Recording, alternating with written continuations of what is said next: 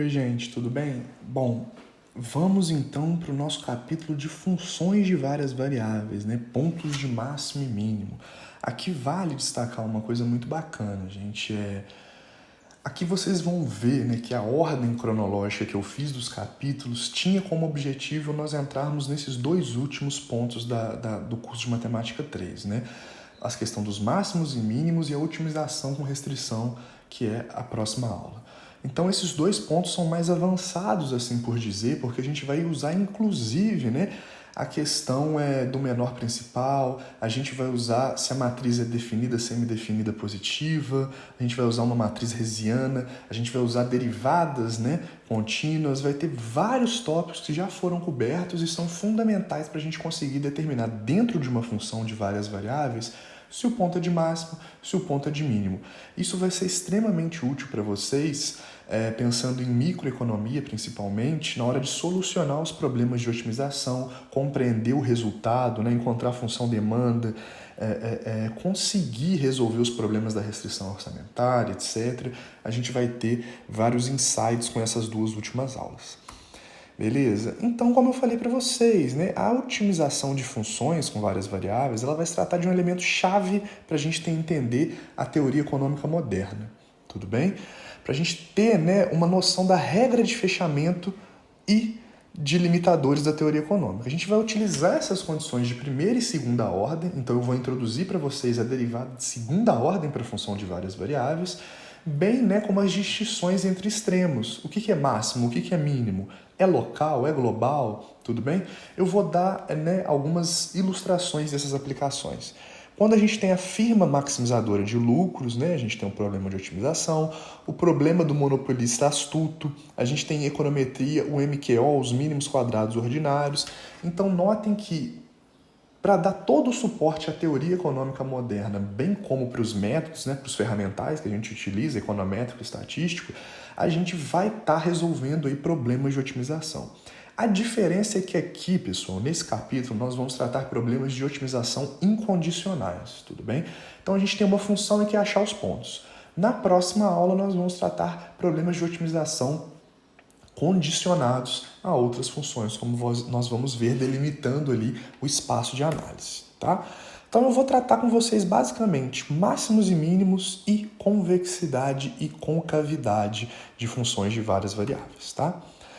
Antes da gente definir propriamente, né, as condições para ser máximo e mínimo dessas funções, eu tenho que apresentar para vocês três conceitos: a derivada parcial de segunda ordem, a matriz hessiana e o menor principal líder. O que são derivadas parciais de segunda ordem? É a mesma coisa de você derivar duas vezes uma função, literalmente, tudo bem? A diferença, né, daqui para o caso univariado é que lá atrás, em Matemática 2, você derivava uma vez a função em relação a x, a segunda vez também em relação a x e ia derivando. Aqui, você pode derivar várias vezes em relação à mesma variável ou em relação a outras, tudo bem? Então, vamos considerar uma função f, né, de x1 até xn, e a sua primeira derivada parcial, que a gente já viu, é fxi, que é a derivada de f em relação ao x que você está interessado. A partir desta que a gente define a derivada de segunda ordem. Por quê? Dado que você derivou uma vez, a segunda derivada vai ser o quê?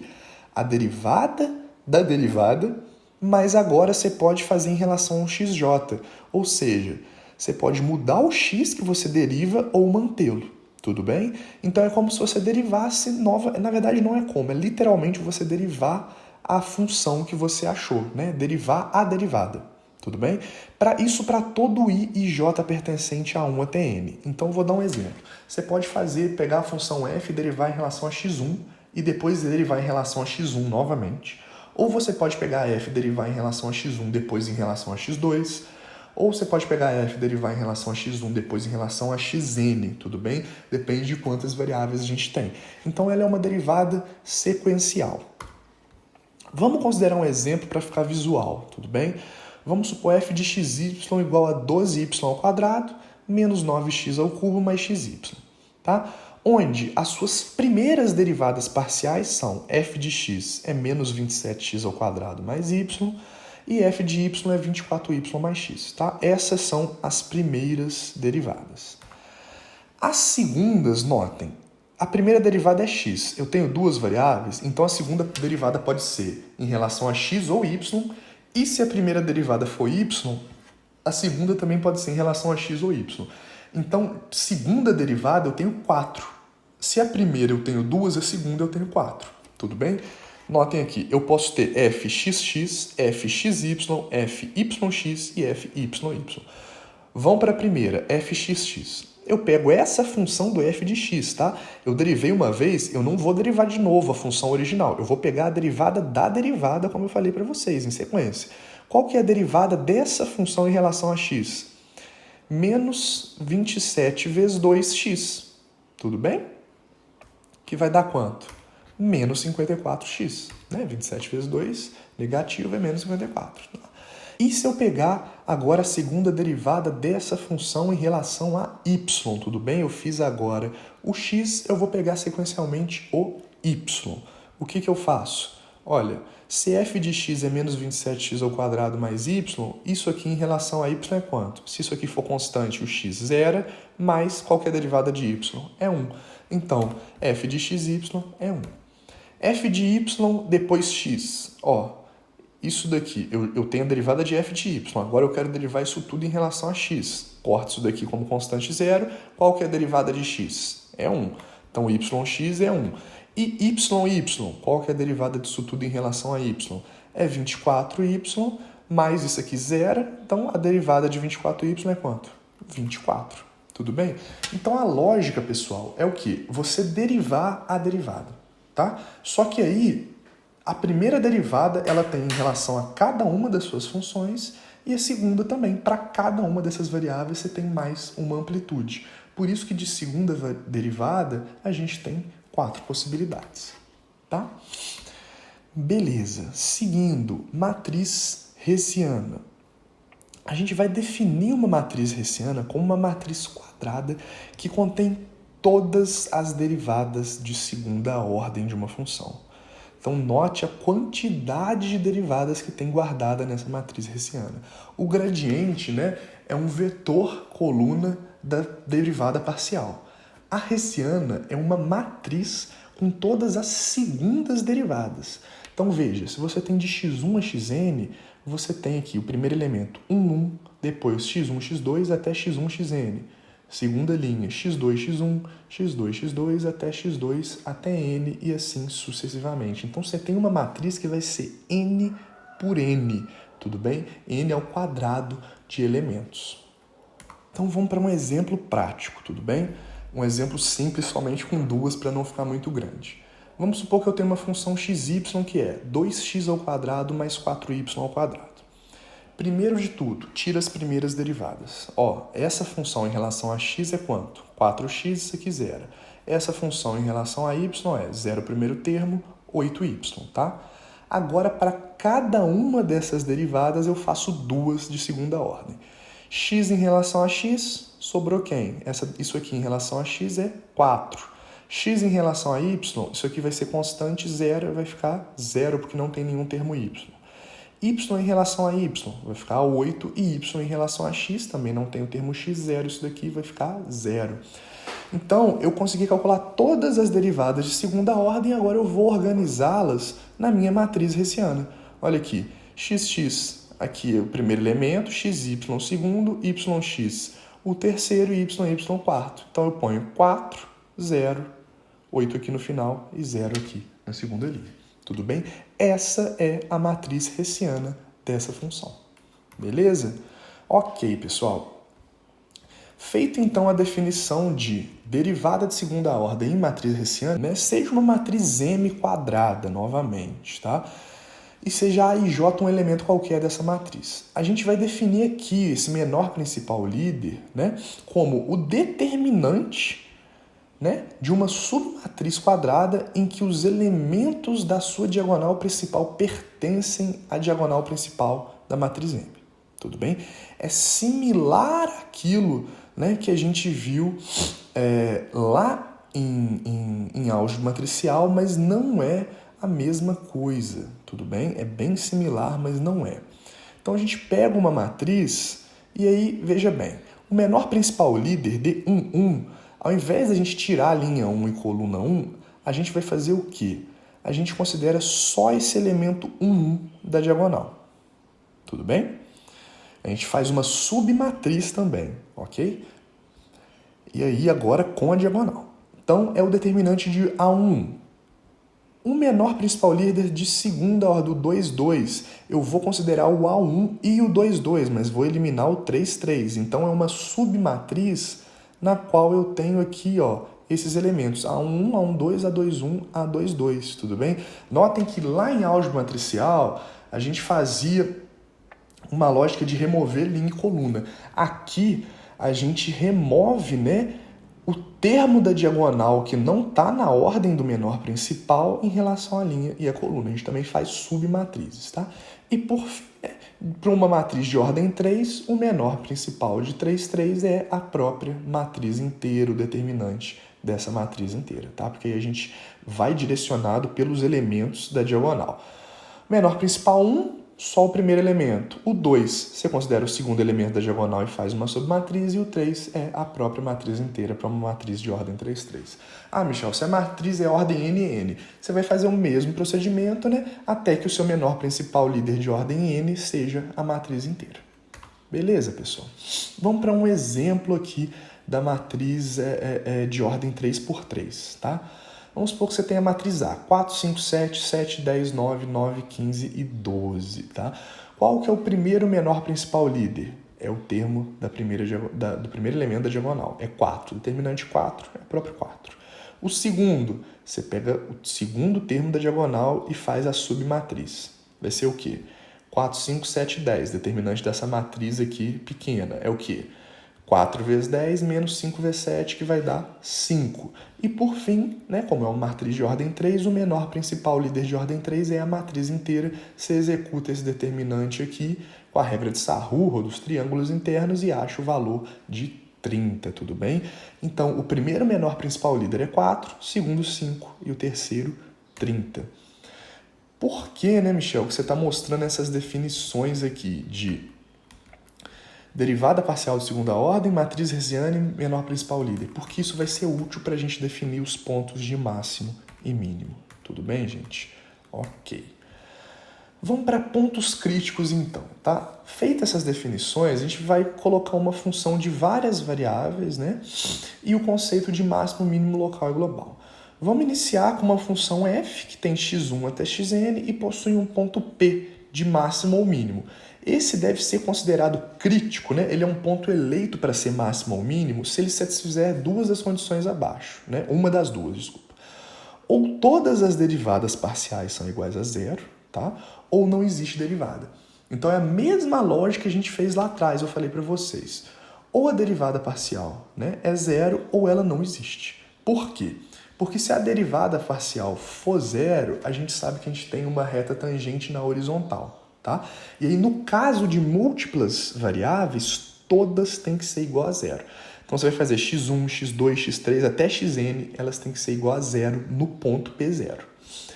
Ou ela não existe no ponto P0, como eu falei para vocês, uma questão de quina, né? Que a gente não tem uma derivada, porque você pode passar n retas ali de várias inclinações, mas ainda é um ponto de máximo ou mínimo. Tudo bem? Então, uma dessas duas tem que ser satisfeita para ser eleito como ponto crítico. Ainda não defini se é máximo ou mínimo.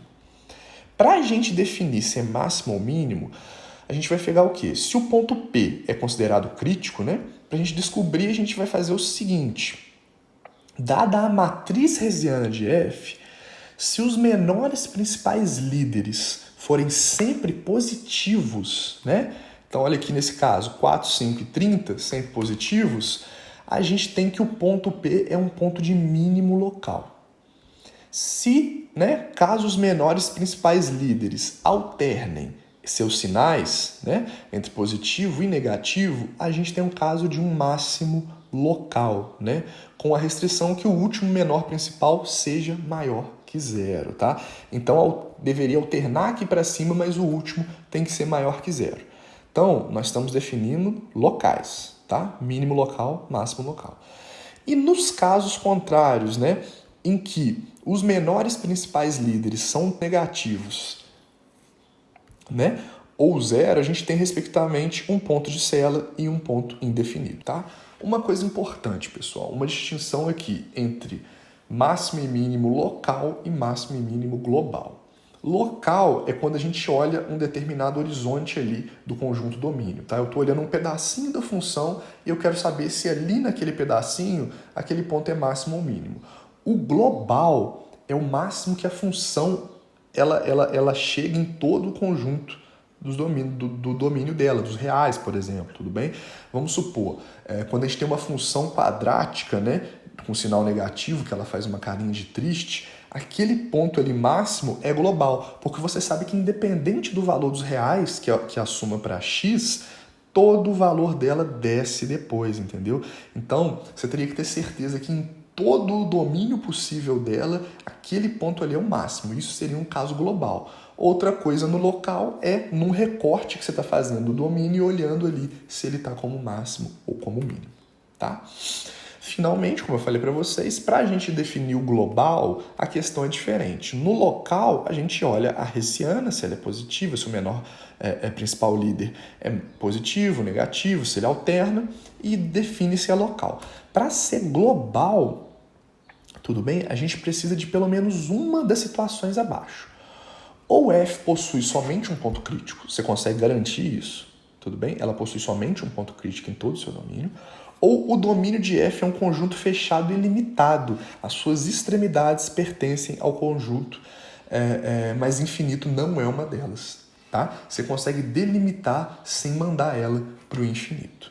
Então, você precisa ter alguma noção do espaço que essa função percorre para definir global. Mesmo que seja um espaço muito amplo, você tem que ter algum delimitador, tudo bem? Ou para você saber que ela só vai ter um ponto crítico, ou para você ter uma noção ali de onde ela fecha nas extremidades, tá?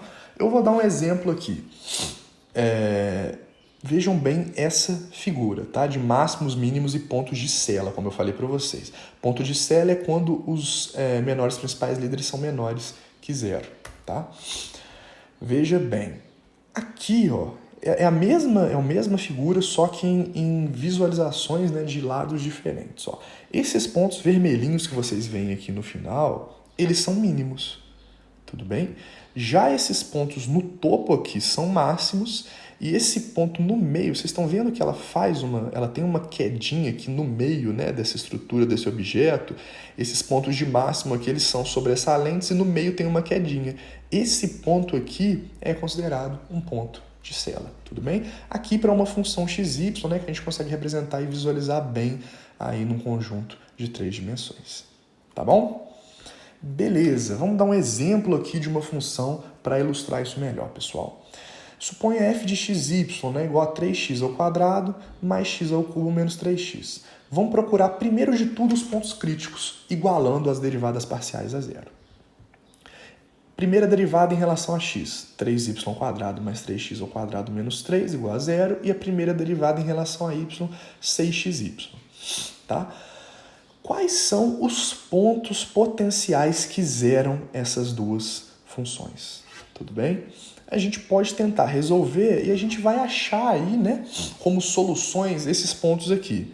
0 para x e 1 para y, 0 para x e menos 1 para y, 1 para x e 0 para y, ou menos 1 para x e 0 para y, tudo bem? Esses 4 pontos são os candidatos a pontos críticos. Qual é máximo, qual é mínimo, global, local, eu ainda não sei. Eu sei que eles são aqueles pontos que atendem, né, a pelo menos uma das regras que eu mostrei para vocês aqui atrás. Ó. Todas as derivadas iguais a zero ou não existe derivada. Tudo bem? Beleza. Como é que a gente faz agora? Vamos prosseguir para o cálculo da hessiana para a gente tentar definir o que é cada ponto. A hessiana é a matriz de segundas derivadas, tá? Segunda derivada dessa aqui, em relação a x, vai dar 6x.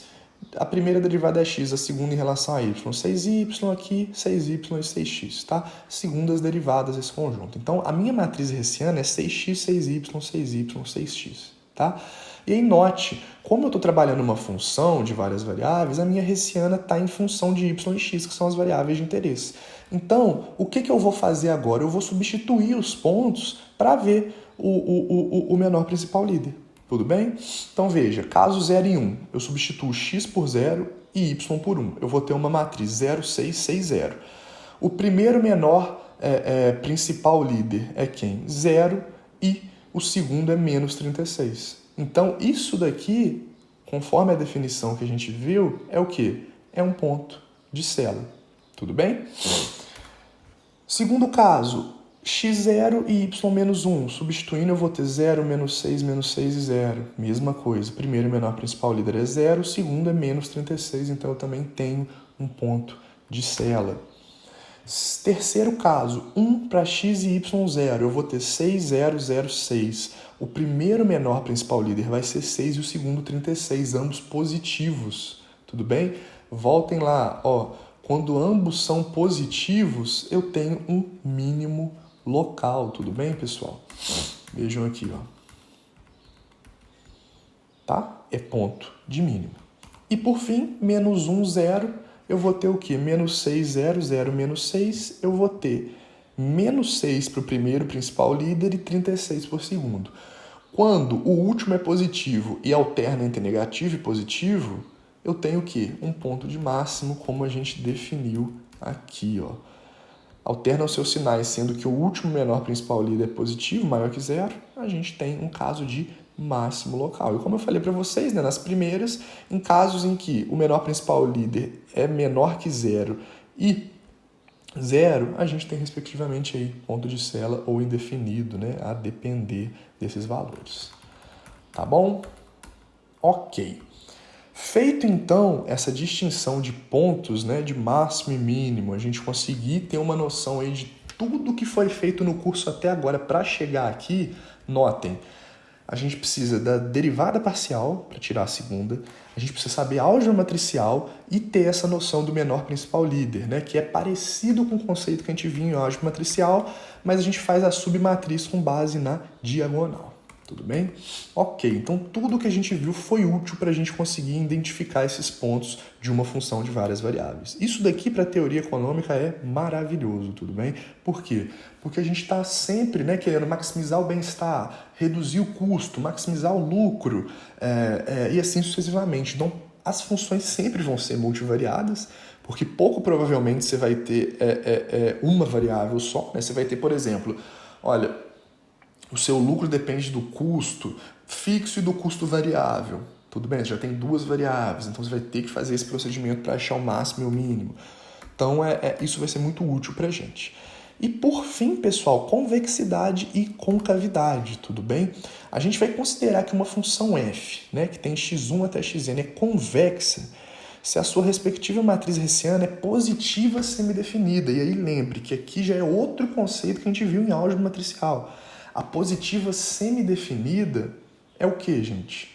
É aquela em que os autovalores são maiores ou iguais a 0, tudo bem? Se ela for positiva definida, é só maior que 0. Então, ela vai ser convexa. Se a hessiana é positiva semidefinida, além disso, ela é estritamente convexa se você troca o semi, né, por somente definida. Então, se ela é hessiana semidefinida, ela é convexa. Se ela é hessiana positiva definida, ela é estritamente convexa, tá? Se podemos garantir que uma função tem comportamento convexo em todo o seu domínio ou em um intervalo específico que você estiver olhando do domínio, então a gente pode afirmar que ela possui um ponto mínimo global ou local, tá? Por quê? Porque a função convexa ela tem essa carinha, ela faz uma barriguinha para baixo. Então, se você define que ela é convexa em todo o seu domínio, você sabe que ela tem ali, pelo menos no lugar que você está olhando, um mínimo. Que aí, no caso, né, se for dentro de todos os possíveis valores do domínio, é um mínimo global. Se for ali num pedaço específico, é um mínimo local. Então, essa questão da concavidade da função ajuda a gente a ter uma primeira noção se eu vou procurar um mínimo ou um máximo. Tudo bem? Já no caso da função côncava, tá? Então notem, é convexa e côncava. A gente vai ter que ela é côncava se a sua matriz hessiana é negativa semidefinida, tudo bem? Além disso, ela será uma função estritamente côncava se for definida. Se a gente garante que uma função tem um comportamento côncavo em todo o seu domínio ou em intervalo pré-determinado, a gente pode garantir que ela tem um máximo global ou local. Por quê? Ao contrário da convexa, que é uma barriguinha para baixo, a côncava é um barrigão para cima. Tudo bem? Então ela faz aqui, ela sobe. Você sabe que se ela está subindo e no restante ela é para baixo, isso aqui vai ser um máximo. É global se for em todo o domínio possível dela, ou é local se for em um recorte que você está olhando. Beleza, gente?